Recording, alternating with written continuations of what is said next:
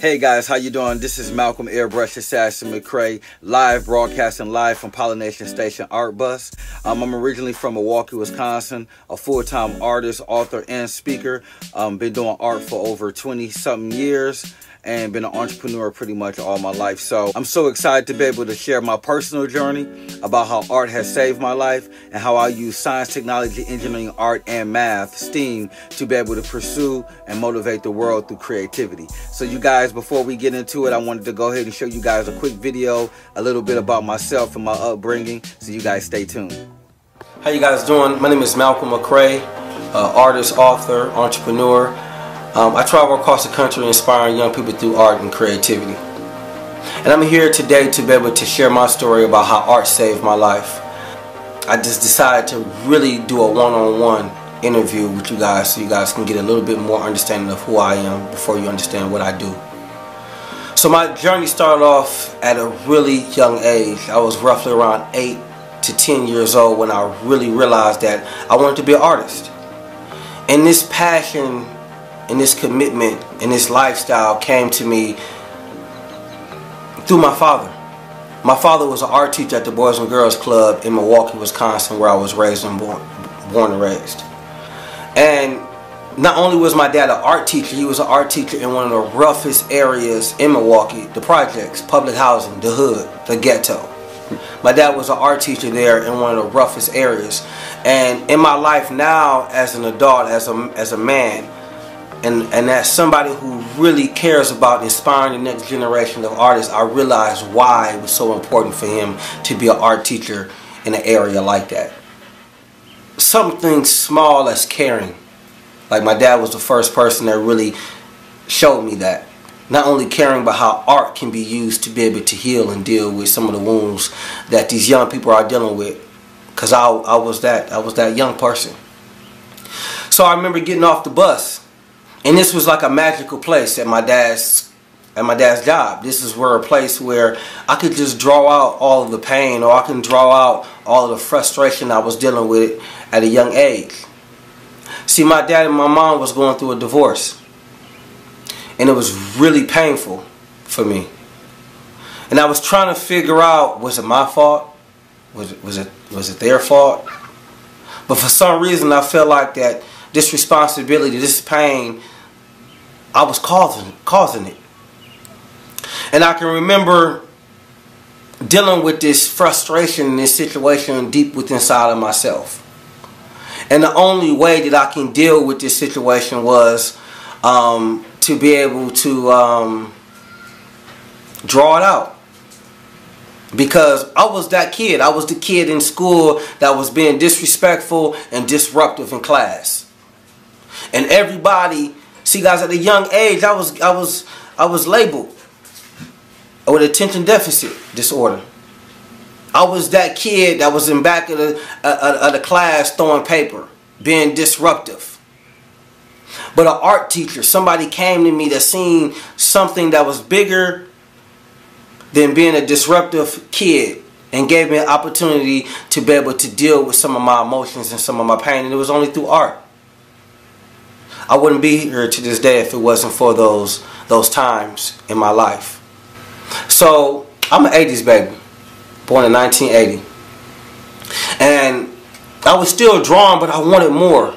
I wanted something else. I wanted to take my art form to the next level. I didn't know how to do that. And I remember walking to the mall, through the mall, and I see this guy airbrushing t-shirts. And it was the first time that I had seen street art being put on different surfaces. And instantly I knew that I wanted to do, this was something that I wanted to do, was become an airbrush artist. So I took all of my drawings, I went home, I took all of my drawings, compounded them into like a portfolio as a kid. I didn't know what a portfolio is. I just took all of my little work. And I just remember feeling so prideful. Going up there, you know, showing this guy my work. He starts to go through the papers. And he's taking his time.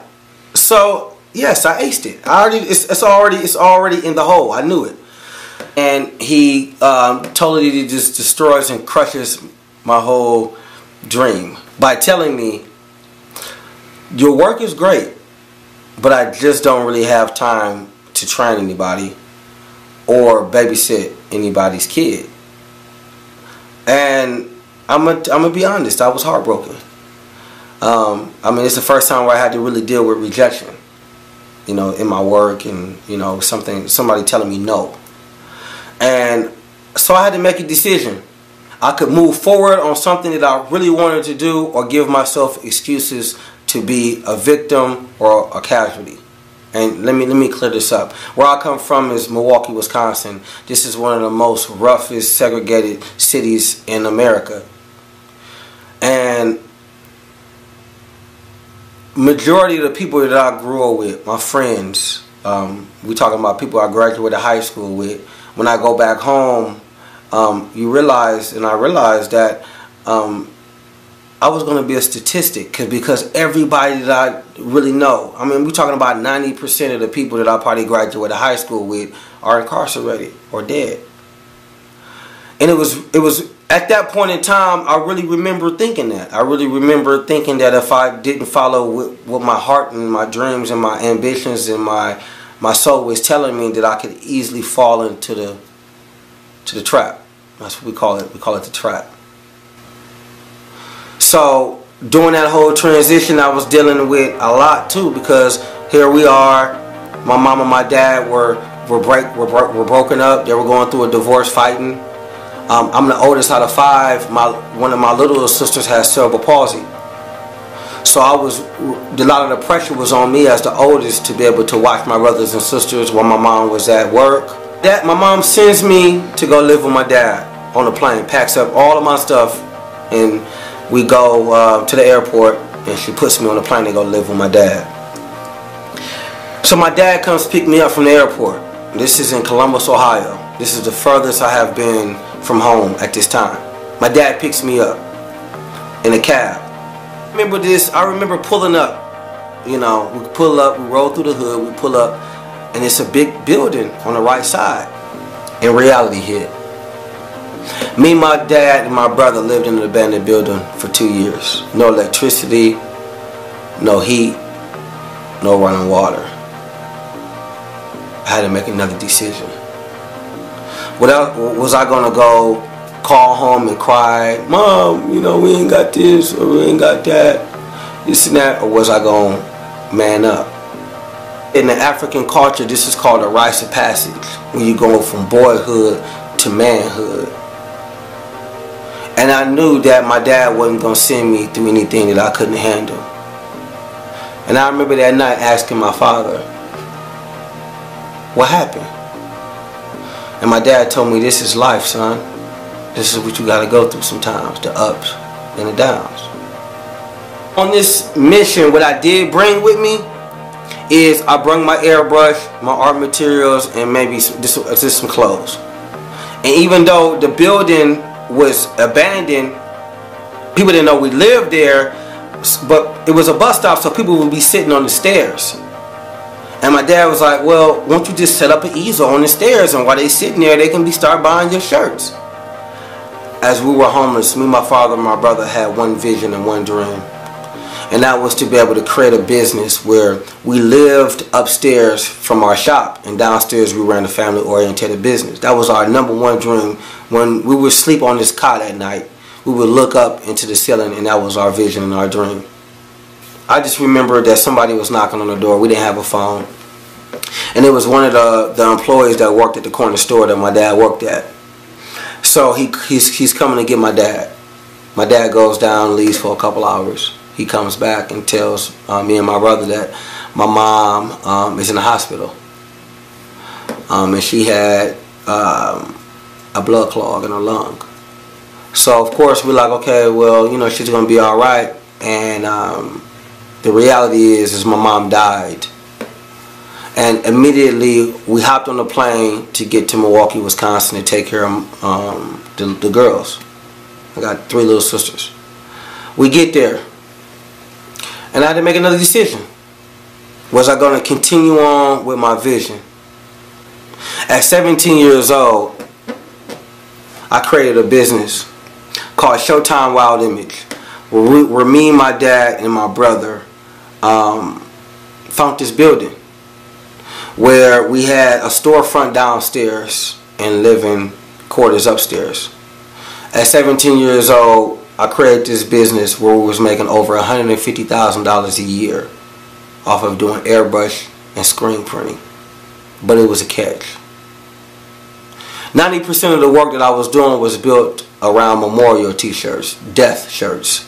For you guys who don't know what that is, in the Black and the Latino community, we have a thing, we do these t-shirts where we take photos, print them out on a t-shirt, and we have these memorial sayings in love and memory, my cousin, my homie, my little brother, different things like that. So here I am, a young creative guy. I was making a lot of money, but something wasn't right. I was spending 90% of my business, 90% of my time dealing with death. I had to realize that my whole goal, my whole nature was built around art and creativity, which is an uplifting spirit. I had to make a decision. I knew what it meant to have money on that aspect of it. But I didn't know what true success was. So I made an oath with God to focus in on living, creating, and inspiring. So I travel across the country, inspiring young people all across the country, showing them how to be able to take something as simple as a tool, an airbrush, to give them hope and inspiration and creativity. Showing them how to be able to take that balance that I didn't have at that time and apply that to real life success.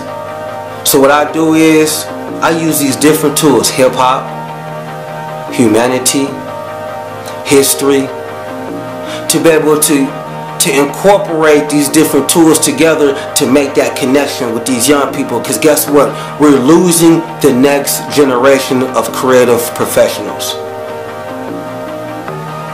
Not because of the schools, not because of parents, because we aren't teaching our children to dream.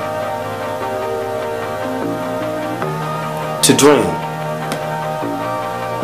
Hey guys, we are back. What do you guys think about that incredible video? Incredible, right? Yeah, I really enjoyed focusing in on using my personal testimony to be able to help and inspire you guys as well. So the next thing that I want to kind of really focus in on is there are three basic strategies, three basic tools that I use in my everyday life that pretty much helps me to stay focused, and I want to go ahead and share that. So the first one is to live. To live is built around, we all got to live, right? We got to always have a financial reason to be able to make sure that we keep pushing forward in responsibilities. So I got to be able to make sure that I'm living life, making sure that I'm staying sustainable through my businesses and so on. So to live, and then is to create. So I'm always having to be able to make sure that I balance out my schedule and my time with just creating incredible art.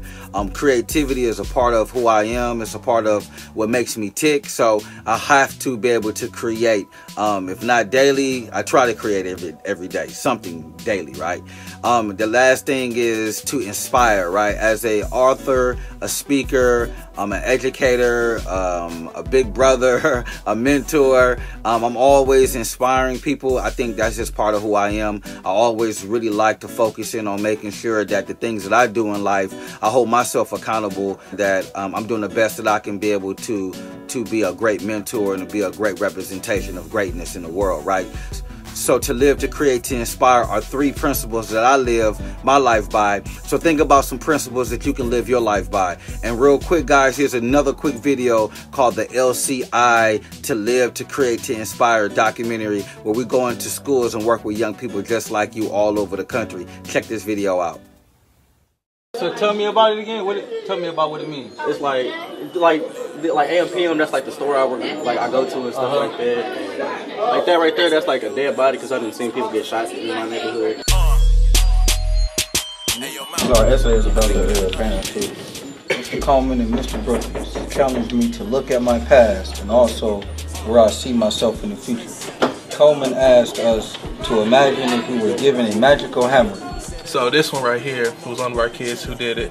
and he was battling the street life, and his hammer was representing money, his degree, dealing with the police and stuff like that, and he wants to be known as a legend, but he feel like the street life is calling him. So the thing that's always in his hands is respect and loyalty. That's what matters to him, and keeping it 100. But he also know that this is OTG, that means the gang that he's from. Oh, okay. So he's battling with that, and this is kind of what he's been taught. Like his life is like a dice roll, like whatever happens, happens. Right.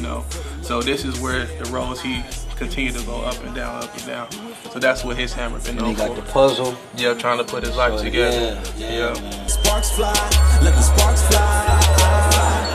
You can see it in my eyes. Do it for the love, I can tell you no lies. When we blowing up like the 4th of July, let the sparks fly, let the sparks fly.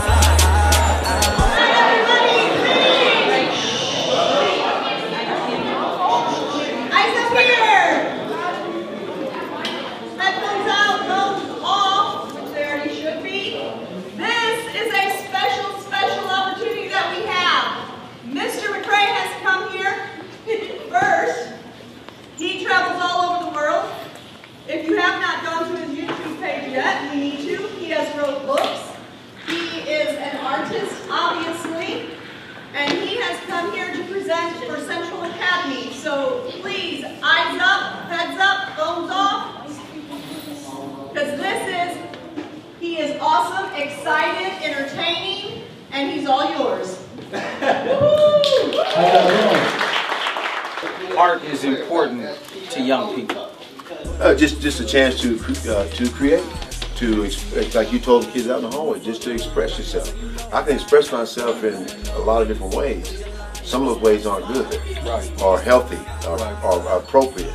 Whereas with art, unless I'm putting out some images that are really vulgar or something that have a chance to offend folks, especially in a public school environment, I can almost do anything I want to do. I've been talking to everybody, and people got different mixed perspectives of going to the normal Cape Central to being here.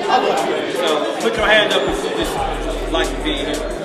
Blood, some of the homies locked up, some of the homies doing drugs, some of the homies slang drugs, some of the homies dead and gone. A lot of homies got left, I was doing right and they was doing wrong. I had to find a way out. Y'all was up high, right? We had a great time, but I had to bring y'all down a little bit. And the reason I had to bring y'all down because I want to stress to you guys how serious life is, how serious time is. You got 24 hours in a day. You got 24 hours in a day. And your success is going to be built around how you use your 24 hours. Like, that's where I'm from, that's St. Louis. Yeah, I got my heart in the cage, heart is blue, cause like cold-hearted. And then like the blood coming down from it. What's this piece right here? Like, it's like, you know how people like, it be good people coming from St. Louis that rap and stuff. Right. Like he got headphones in, you can't see the headphones. Okay. Like you got my hoodie on, cause I always got my hoodie on. Sometimes in life, in the decisions that you guys are making, you can't do it for yourself. Sometimes it's just so hard that you can't figure out a way to succeed. So you gotta find other people in your life. I had to look at my brothers and sisters. This is my little sister. Her name is Omotayo. She had cerebral palsy when she was 2 years old. Her name means God loves me. She died 2 years ago. See, life moves fast. Sometimes you guys think that you got all the time in the world. My sister was diagnosed with cerebral palsy when she was 2 years old. They told her, my dad, that she wasn't going to be able to live past 5. She died, she was able to live to 32 years old. So what I use her as is a tool for momentum, motivation. She couldn't speak, she couldn't walk, she couldn't eat. We fed her, we took care of her, because I couldn't do it for myself. I had to do it for somebody else.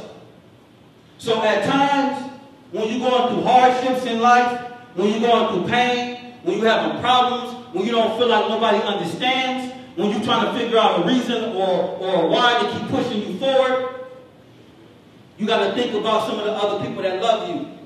The pieces have to be inspirational pieces to uplift the spirit. the stories are great, but the pieces have to be uplifting, you know what I mean? And to help them reboot, you know, subconsciously that they seeing these certain images and so on. So I would love to be able to do something with, that could be the project, because I was talking to the principal about an art project that can be unified, that can help bring the kids together to where they feel like they're a part of it, and not just, oh, we had an artist come in and do something pretty. I want one more. Any more leaders out here? We got a leader right here. We got a leader right here. And you. Stand on up. Tell me who you are. Come on. You gonna take the phone? All right. We don't want. No, this is what we want. There we go. Right here. Tell me who you are. I'm Colin, and I guess my biggest story, I was in rehab about a year ago. Okay. And I got in there, and like, everybody was all rambunctious, bad, real bad, and I think that I stepped up and realized that I needed to change, and all them boys in there seemed to follow my lead. Like, I mean, I've even gotten a call from like some of the techs down there that are like, after you left, it seems that we can't even as well keep them in line. Like, I just feel like I really stepped up. Oh man, awesome. Give them a round of applause. I tell him, hey, I bet you if I could pull $100 out of my pocket and lay it on this table and challenge you to draw this and that, all of a sudden you Vincent Van Gogh. Why boom, is boom, boom. Because you're motivated. Why is that? All of us human beings, young or old, motivation is a key in our life. So another thing that we're working on, like I told y'all, is summer programming. The thing that we realize is that y'all need resources. First of all, let me apologize for the lack of resources, because you guys don't have enough resources here to keep y'all going, to keep y'all creatively inspired. So what we're going to do is we're going to create our own resources. This summer, we got an organization we put together called Pollination, where we're going to be doing summer programming with you guys, showing you how to be able to use hip-hop, art, creativity, and showing you guys how to make some money. We want to make some money this summer. Yeah. All right, guys. Hey! Hey! Hey! I'm glad I got all the I ain't no pastor or apostle, so I ain't come here to preach. I just came to teach. Tell you if you got a dream and stretch your arms and reach, you can make it if you really want it. But you ain't gotta flaunt it. Be meek and be humble. Be a lion, be the king of the jungle. Be whatever you wanna be. Step and try not to stumble. Life is just a game. If you ain't doing what you wanna do, then you the only one you can blame. But we all the same. We all make mistakes. At the end of the day, we just trying to be great. Yeah, we just trying to be great. Nothing less. All right, so Malcolm, I just want to thank you for coming up today. I think the biggest nugget that I took away from it was just the kid involvement. Like, I never seen so many diverse, so many from our 6th graders all the way up to our 12th graders so involved. And when you passed out those sign-up sheets, everybody wanted one, everybody wanted a picture. So that tells me that you really impacted our students. So I'm just so grateful that you touched their heart and that you planted a seed that allows them to be successful. Thank you for sharing your story. Thank you for not only sharing your story, because a lot of people come here, they share their stories, but you gave our kids a future. You gave our kids job opportunities. You gave our kids mentorship, and you're willing to actually not only pour into them, but feed them as well. So once again, I thank you for the summer program that you allowing our kids to take part in. Thank you for the artwork. I just love everything you do. Just continue to be a blessing to our children. We appreciate it. If you need anything from Cape Central or me or anybody here, you just let us know. We appreciate everything you do. Thank you for sharing us your story. Hi, my name is Makita Miles, and I enjoyed Mr. Malcolm's presentation today. I go to Central Academy, and this is one of the artworks he gave me. It's very lovely. And the presentation taught me a lot today. It taught me a lot about my peers, and he showed a lot of encouraging things today, and it really helped me with my career that I want to show and do things more. And I just really enjoyed the presentation. Coming to you live from Central Academy here in Southeast Missouri, Cape Girardeau, Missouri in particular. I'm Lawrence Brookins Jr., art instructor at our school here at Central Academy. You would be crazy not to invite Malcolm Mccrae to your school to visit with your student body and staff. Malcolm just did a wonderful presentation for our group here at Central Academy. Kids were spellbound, literally. They were enthusiastic. He was enthusiastic, and they fed off of his energy. So I highly recommend you bring him there to your school. with art to inspire. Hi, I'm Nancy Scheller, and I'm the principal at Central Academy, an alternative school in Cape Girardeau, Missouri. And Malcolm came to our school today and presented. The students were phenomenal. He held their interest for over an hour, talked about leadership, and really encouraged them. He is not a one and done. He will come back again. I would highly recommend having Malcolm in your school. What I want to do, guys, we're going to get ready to wrap it up. Did y'all enjoy yourselves? Yes! Y'all enjoy yourselves? Instead of being out here slanging dope, we were slanging t-shirts. While everybody else was out here going to the club and partying, we was making everybody at the club look good. If your clique and your people around you ain't on the ground with you, they need to be out. You don't have time. You don't have a lot of time to waste. Make it, I can't even fake it. Know who I am and what I'm about. I'm trying to buy my mama a house and buy some land. Since real estate is in demand, for real, I got a plan. I've been trying to execute it. This one goes out to everybody that said I couldn't do it. I just wanna ball and cycle, hit the mall with my dogs. Yeah, I just wanna ball. Yeah, I just wanna ball, get everything I really want. Cause we've been working hard. Yeah, so hard. Feel like we deserve it all. That's why I just wanna ball. Yeah, I just wanna ball. Yeah, I just wanna ball. Yeah, I just wanna ball. Just wanna ball.